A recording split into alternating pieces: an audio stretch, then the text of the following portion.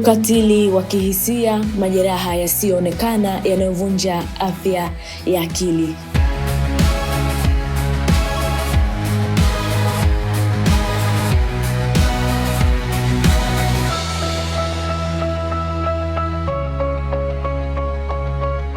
Kuna watu wanaotembea mitaani kila siku wakiwa na majeraha ambayo hakuna anayeweza kuyaona. Hawana kovu usoni, hawajawahi kulazwa hospitali, hawana mkono uliovunjika, hawana jeraha lililofungwa bandage. Lakini ndani yao kuna maumivu makubwa yanayoendelea kuishi kimya kimya. Maumivu hayo yanaweza kuwa yalianza miaka mingi iliyopita. Pengine yalitokana na mzazi aliyekuwa akisema utafika popote. Pengine yalitokana na mwenza aliyekuwa akidhalilisha katika kila hatua ya maisha. Au labda yalitokana na mwajiri, mwalimu, rafiki au mtu wako wa karibu aliyekuwa akitumia maneno makali, vitisho, kejeli na udhalilishaji kama sehemu ya mawasiliano ya kawaida. Huu ndio ukatili wa kihisia. Tofauti na ukatili wa kimwili, ukatili wa kihisia hauachi damu wala michubuko, lakini wataalamu wa afya ya akili wanaeleza kuwa mara nyingi athari zake huweza kudumu kwa muda mrefu zaidi kuliko majeraha ya mwili.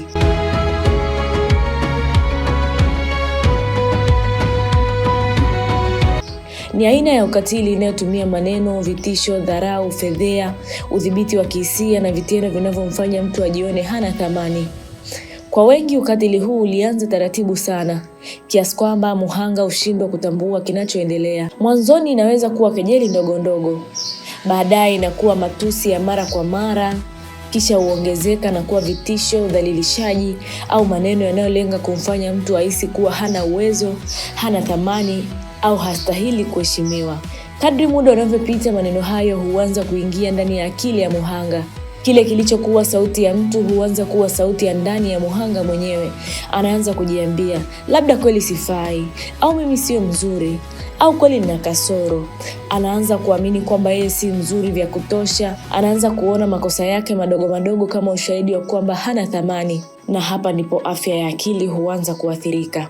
Akili ya binadamu imeumbwa kutafuta usalama, lakini mtu anapoishi kwenye mazingira ya vitisho, hofu na kudhalilishwa mara kwa mara, akili huanza kufanya kazi kana kwamba ipo kwenye hatari ya kudumu. Mwili huendelea kutoa homoni za msongo wa mawazo, moyo hupiga kwa kasi zaidi, mawazo huongezeka, usingizi hupotea, na taratibu mtu huanza kuchoka kihisia hata kama hajafanya kazi nzito.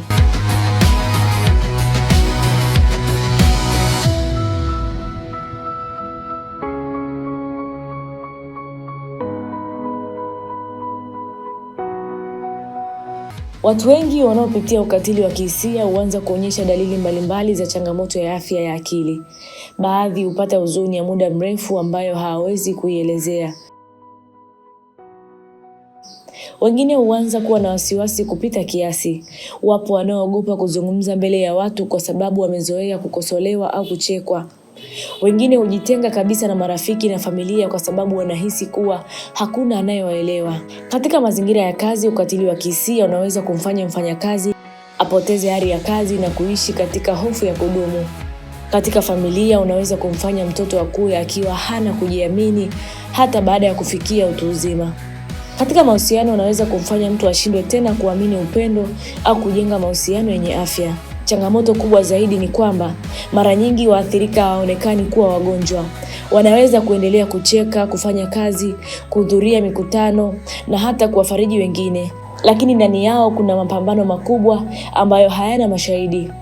Wataalamu wa afya ya akili wanaeleza kuwa ukatili wa kihisia wa muda mrefu unaweza kusababisha matatizo makubwa kwa msongo wa mawazo, sonona, hofu ya kudumu, kupoteza kujiamini na wakati mwingine hata mawazo ya kukata tamaa. Kadri mtu anavyoendelea kuishi kwenye mazingira hayo bila msaada, ndivyo majeraha yanavyozidi kuongezeka. Lakini pamoja na uzito wa athari hizi, kuna matumaini ya kupona.